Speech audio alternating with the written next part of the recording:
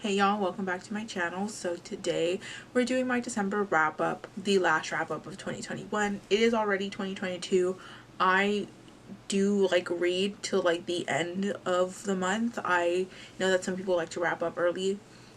I don't mind this getting out late, but usually my like wrap ups come out like a week or two after the month ends, and that's like a little too late for me. I'm trying to get this out as soon as possible. It's the 3rd, so you might get this on Wednesday, Thursday, something like that. And then once I'm done with this video, hopefully I can start on like my yearly, like end of the year videos, stuff like that. I know a lot of them have already been out by other people, but again, I do like read like till the last day of the month. So yeah, it was a pretty good month, probably one of my better months of the year. I read a total of 16 books, which is amazing. Sometimes I struggle to get more than 10.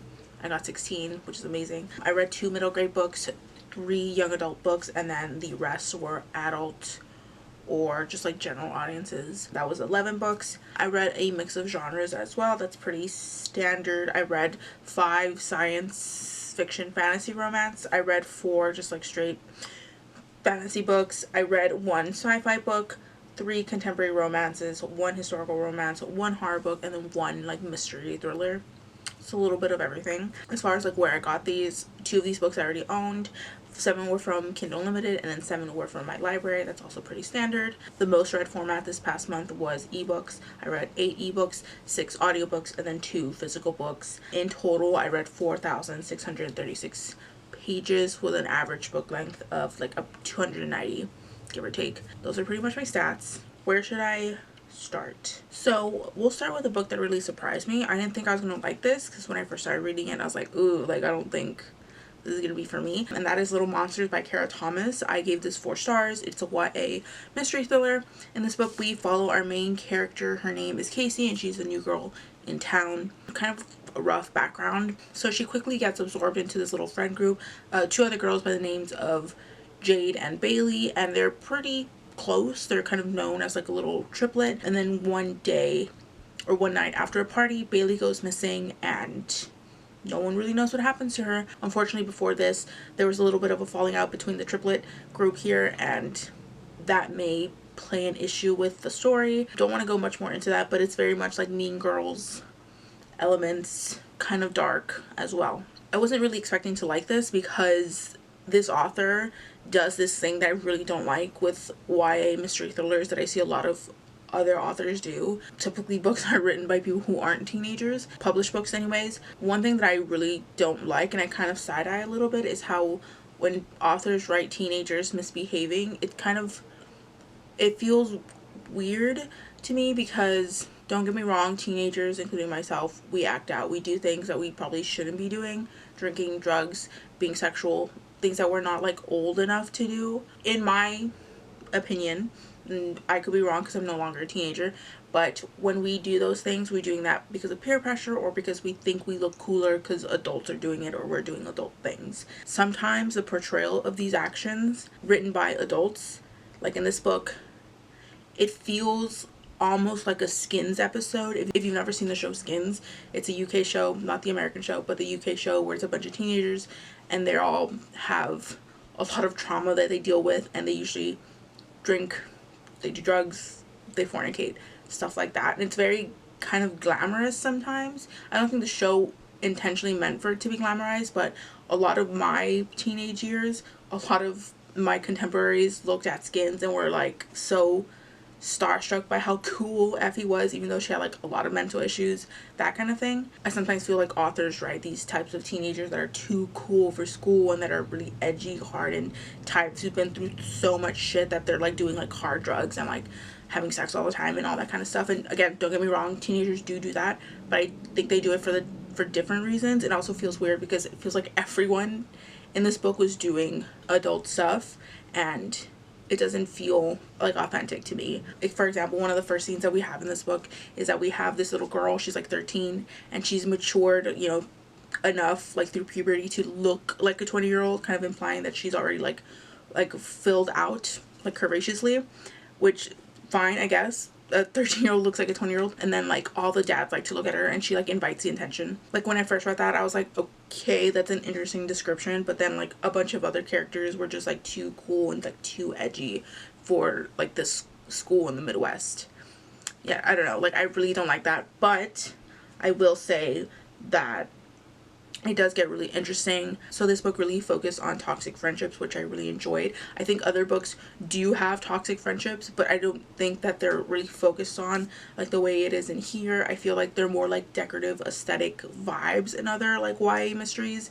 It's definitely a focus here. This book is really easy to get through. I read it in one day, a lot of ups and downs, so I really enjoyed this. Definitely want to check out more of Cara Thomas's work. I believe she also has a different name that she wrote under at one point. I could be wrong. The only other book I physically read this month or this past month was Blood Rites by Kristen Painter. This is a vampire series. Upon looking at the cover, I thought this was gonna be like a high fantasy vampire series. It's actually like near future urban fantasy kind of, which is kind of disappointing to me. I really wanted like high fantasy vampires, but this is okay. I gave this 3 stars because it was quite literally just okay. So in this book we follow our main character named Chrisabel, and she is a Komar or Komare, I don't really know how to pronounce it. She's basically a person who's been bred specifically to feed like noble vampires, like her like designer blood, if you will. But however, one day her patron is like murdered, and she knows that she's probably gonna get blamed for the crime, so she runs away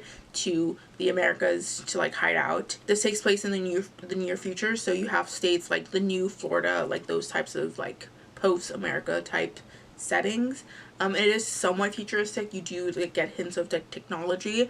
However, one of my gripes about this setting is that like, while it is cool that this is like near future setting, at no point did I ever feel like it impacted the story at all. Like this could have taken place in 2021.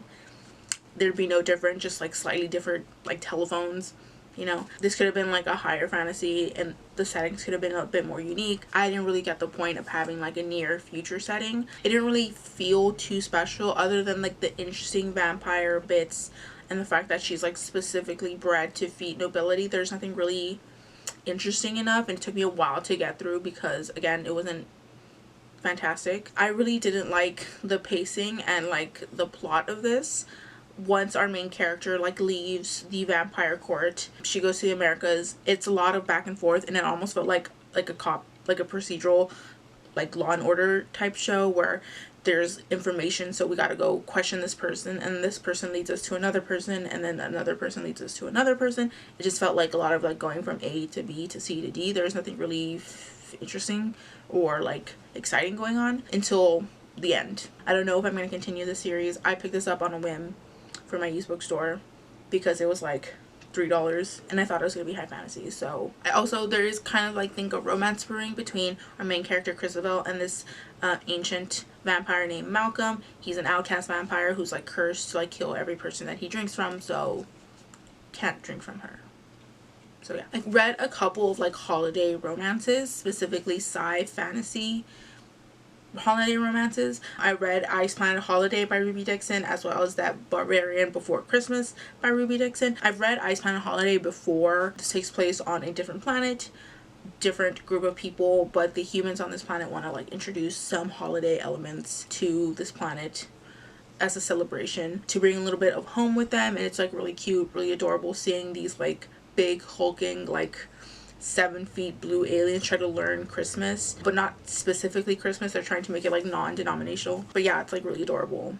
Gift giving, just people being like in love. It's like a good holiday romance. It is also very smutty, so this is part of her Ice Planet Barbarian series, so I definitely recommend reading the series before just like jumping into this holiday romance. Her other holiday romance within the series was the Barbarian Before Christmas. This takes place in like the 2nd year or the 3rd year of them doing this holiday season. I didn't really like this one as much because we didn't follow characters that I particularly enjoyed. I'm trying to remember if I enjoyed any of the characters. Not that I hate any of them here, but they are definitely not my favorites. Still gave it 3 stars because I do like the Ice Planet Barbarian series. I like the whole like world and concept of it, but these particular characters are not my favorite. So it's pretty average, but not like bad by any means. And it was a holiday read. I was in the holiday spirit, so it did what I needed it to do. So 3 stars. I read another like alien holiday romance series by Honey Phillips, and that is Krampus and the Crone, as well as A Gift for Nicholas. These are very short, as was the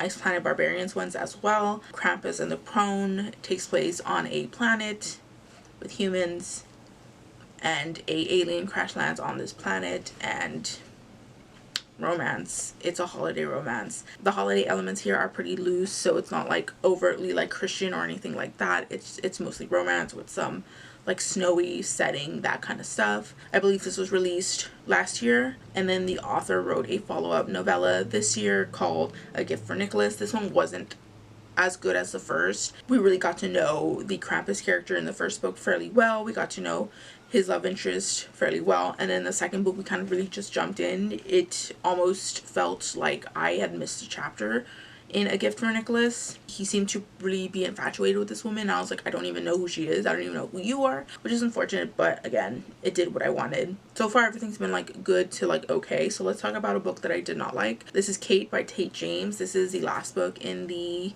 Madison Kate series. Gosh, this book was a mess. So this series was kind of a mess. It started off in a very overly dramatic way, which I kind of adjusted to pretty quickly. Upon reading the first book, I was like, okay, I kind of see that the author's like just over the top with everything, but it became less charming as the series wore on, and by the fourth book I was kind of like, I'm not interested in this at all. Whereas the first book felt more into like darker romances, maybe some bully elements. This one just lean more into like mafia crime story. But before I get into it, I've talked about the series before. This is a reverse harem new adult college setting romance series between Madison Kate and these three men. Madison Kate was accused of a crime in the first book. She was acquitted of all charges, but she was run out of town by her father. After about a year, she does come back to her hometown, finding the three men who basically implicated her in the crime is now living in her home with her father and his new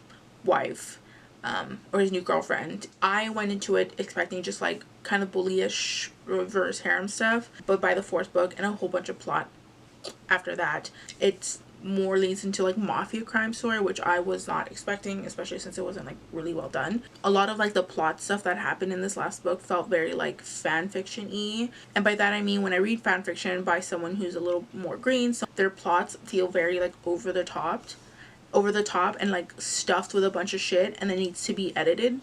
That's kind of what it felt like here. Like there's just so much put into the story that it didn't really feel real. I couldn't put myself in this book or lose myself in this book because I was like, this is too ridiculous to be true, which I know it's fiction, but like I hope that kind of makes sense. I feel like a big draw to this series is like the smut, which I know is like very popular right now, like people just reading books for like the smuttiness of it, which is completely fine and valid. I'm not like knocking that. Upon reading multiple sex scenes in this book, they all felt very like repetitive with the exception of maybe one or two. Basically every scene would start with like her saying something that could be taken as an innuendo, and then they start having sex. It was very like boring at some point. It was like kind of like, okay, I know what's gonna happen. It felt very not fun and very not exciting like at all. Also, most of the guys like all behave in the same way. Like they all feel like the same 20 something like heavily tattooed up somewhat possessive dude. Like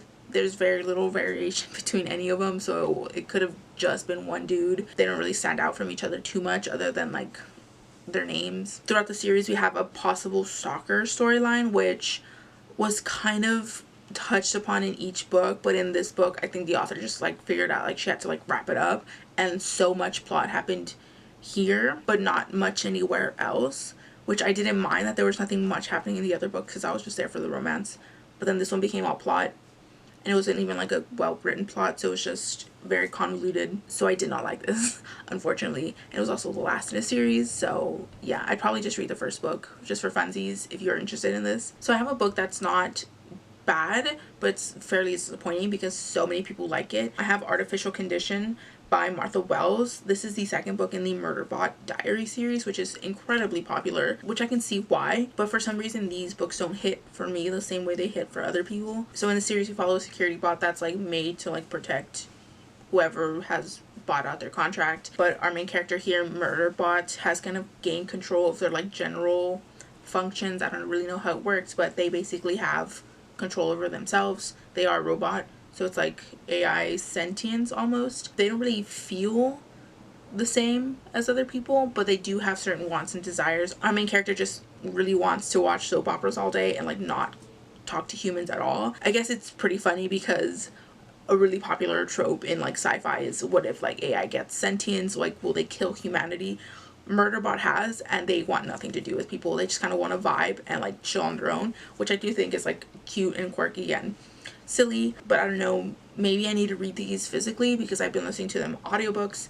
They're not attention grabbing. I kind of find myself like really not focusing on the stories. I kind of just get distracted because they're not attention grabbing me like at all. I did like this one a little bit more, but I feel like in each of these short stories or novellas, I feel like there's a little too much plot for me, and I kind of want more meandering. Since this is more like character focused or like Murderbot focused, gave them 3 stars because Murderbot's personality is really like quirky and like endearing, but other than that, they're not like, I'm not in love with them. Another book that was like slightly disappointing, though not as much as this one, I did like this other one a bit more, and that was Margaret and the Night Brothers by B.B. Alston. I gave this one 4 stars, so I did enjoy this.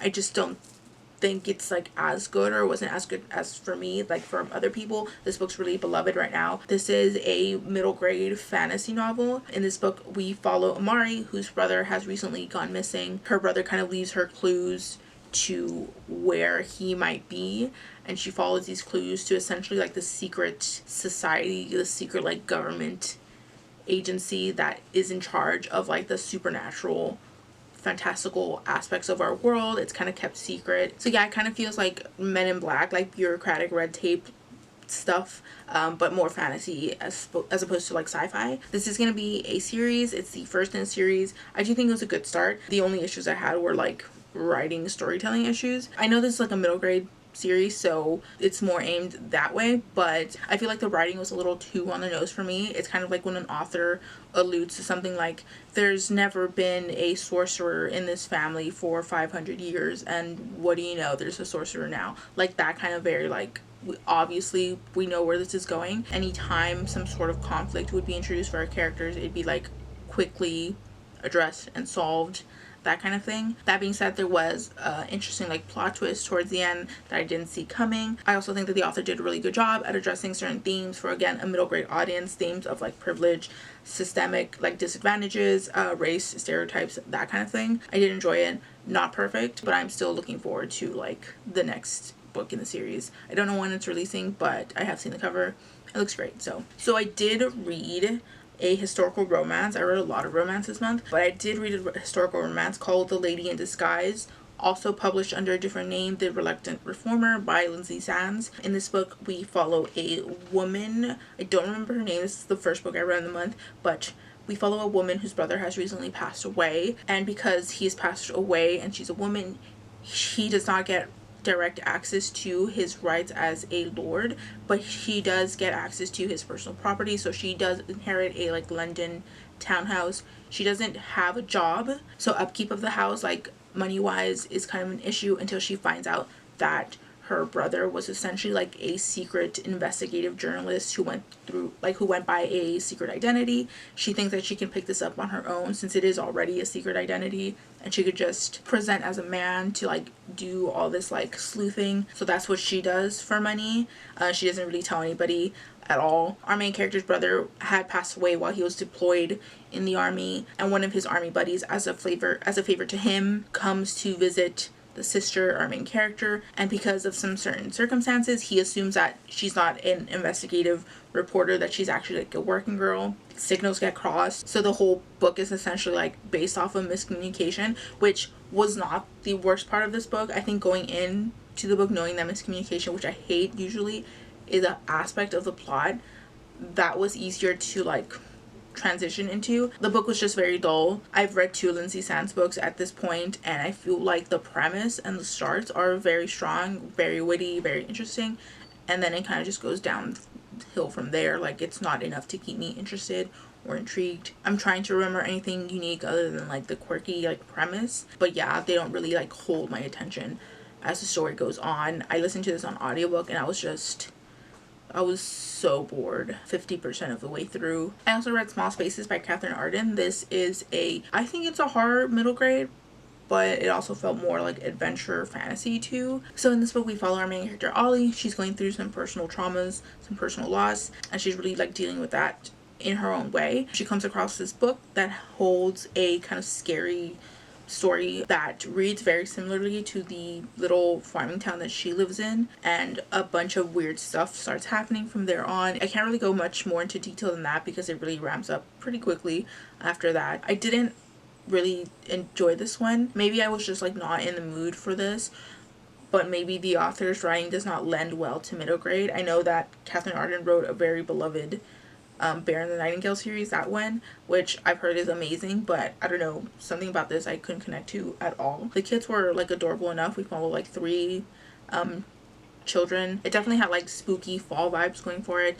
The children were like cute and adorable, and I enjoyed their characters. I did listen to this on audiobook, and I feel like I've discovered a reading pet peeve. I really don't like when grown adults do children voices, because most of the time it's just a very high-pitched whining sound. Children screaming and crying is like annoying and not pleasant to the ears, but hearing an adult do it as a performance is also not very like pleasing to the ears. So there was like one scene in the book where the characters kind of got separated and they were just like calling each other's names over and over, and I was just like, my ears were bleeding. It was very uncomfortable to listen to. I don't know if this book really just didn't, it was not a good reading experience for me, which sucks because so many people like this book. There were definitely creepy parts, but at some point it felt more like adventurous fantasy, like they were going on a journey for reasons. Not my thing, unfortunately. I gave it like, I don't think I rated it.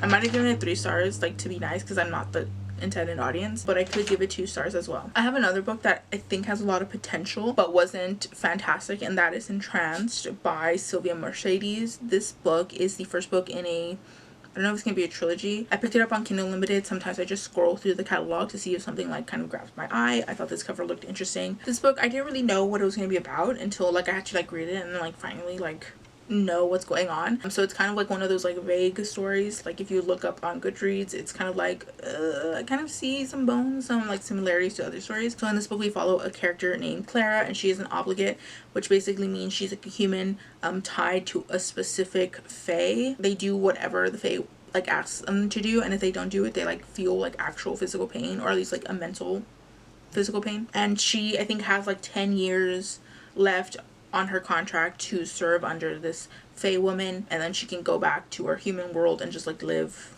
comfortably. Unfortunately finds out that she has like some ability that makes her special, a hidden talent if you will, that makes her a lot more interesting, and suddenly she catches the eye of the Prince of the Doom City. This is what the series is called. She catches the eye of a fae who's from a different island within the fae world. I don't want to give too much plot out. So this book has a very similar sounding plot elements to another popular book called Sorcery of Thorns by Margaret Rogerson. I haven't read that one because I really didn't like her first book, but from what I've heard of that book, this book sounds very similar. Like if you like dangerous libraries, you might like this one. I think this book has a lot of potential. It took me a while to really get into it because it just wasn't grabbing my attention. I wasn't really vibing with any of the characters. They were pretty much like surface level basic fantasy characters. I do think that there's some romance that's gonna brew, but it sounds or feels like it's gonna be like a slow burn as well. It also has trolls, which I don't usually see in fantasy. Fantasy right now tends to like gear towards like